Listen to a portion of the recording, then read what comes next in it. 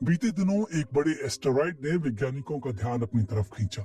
इस एस्टेरॉइड का नाम है 2024 YR4। वैज्ञानिकों ने बताया कि ये विशालकाय एस्टेरॉइड पृथ्वी से टकरा सकता है। हालांकि बाद में इसकी संभावना कम होती चली गई।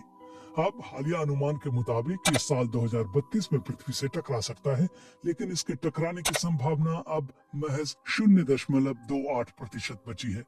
वैसे इससे पहले इस एस्टेरॉइड के पृथ्वी से टकराने की संभावना 3.1% थी। वैज्ञानिकों का कहना है कि इस एस्टेरॉइड से चंद्रमा के टकराने की संभावना अब अधिक है। वैसे अमेरिकी स्पेस एजेंसी नासा ने इस बात की संभावना भी महज 1% आंकी है। तो कुल मिलाकर ये विशालकाय एस्टेरॉइड अभी तो पृथ्वी से नहीं टकराएगा, और आने वाले वक्त में भी ये टकराएगा या नहीं, इसकी संभावना तो वैज्ञानिक ही बता रहे हैं। लेकिन हम आपको बताएंगे, अगर ये एस्टेरॉइड सचमुच पृथ्वी से टकरा जाता तो क्या होता। क्या हमारी पृथ्वी को कुछ नुकसान होता? क्या हम पर भी इसका कुछ असर पड़ता? सबसे पहले ये समझते हैं कि एस्टेरॉइड होते क्या है। एस्टेरॉइड को कई बार छोटे प्लैनेट भी कहा गया है। करीब 460 करोड़ साल पहले जब हमारा सौर मंडल बना था, तो उसमें कुछ छोटे बड़े आकार की चट्टानें बाकी रह गई थी। इन्हें ही एस्टेरॉइड कहते हैं। इन एस्टेरॉइड्स को दूसरे ग्रहों की ग्रेविटी धकेलती रहती है और ये पृथ्वी के चक्कर लगाते रहते हैं। एस्टेरॉइड से टकराने से कितना नुकसान? वैज्ञानिक बताते हैं कि 40 मीटर या उससे ज्यादा व्यास के एस्टेरॉइड साल भर में कई बार पृथ्वी और चंद्रमा के बीच से होकर गुजरते हैं। लगभग इतने ही आकार का एस्टेरॉइड साइबेरिया के ऊपर फटा था। तब 200 वर्ग मील से ज्यादा के इलाके के लोग घायल हुए थे और इमारतों को नुकसान भी पहुंचा था। बात अगर YR4 की करें तो इसकी तुलना एपोफिस नाम के एस्टेरॉइड से की गई थी। एपोफिस को साल 2004 में देखा गया था और उसे 375 मीटर व्यास वाले आकार का बताया गया था, यानी लगभग एक क्रूज शिप के जितना बड़ा। French national centre for scientific research के प्रोफेसर पैट्रिक माइकल ने एपोफिस एस्टेरॉइड को ट्रैक किया था और उसे अब तक देखे गए तमाम एस्टेरॉइड में सबसे खतरनाक बताया था।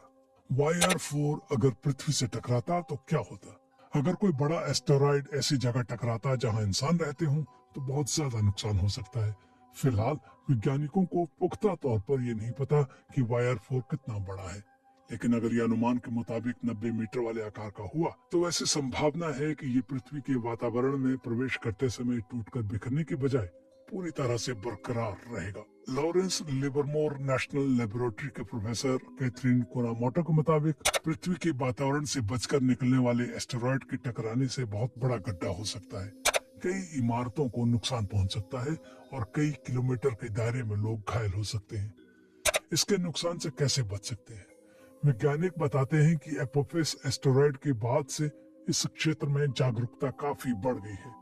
अब इसे प्लानिटरी डिफेंस कहा जाने लगा है। Professor Michael international space mission planning advisory group के सदस्य हैं। ये एडवाइजरी ग्रुप सरकारों को ये सलाह देते हैं कि किसी एस्टेरॉइड के खतरे से किस तरह से निपटा जाए। इस दौरान ठीक वैसी ही तैयारी करनी होती है जैसे किसी बड़े तूफान या आपदा के वक्त की जाती है। जिस इलाके में एस्टेरॉइड के टकराने की संभावना होती है उसे खाली करवा लिया जाता है। Space mission planning advisory group की अगली बैठक अप्रैल में होगी। इस बैठक में YR4 के बारे में और चर्चा होगी। हालांकि ज्यादातर वैज्ञानिक मान रहे हैं कि फिलहाल इसके टकराने का खतरा टल गया है।